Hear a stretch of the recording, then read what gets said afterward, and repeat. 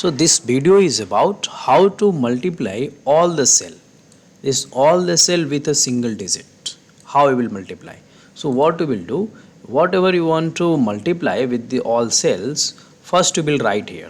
Let us suppose I want to multiply with the this digit 0.001156. So first what we will do, we will select this Control C,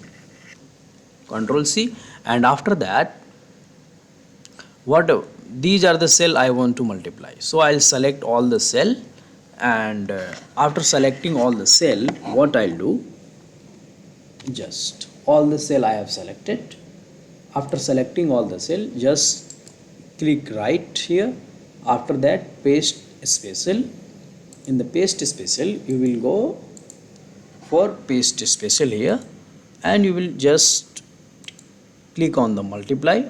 After click OK, you will see everything is multiplied with the this digit. So this is the way. So thank you.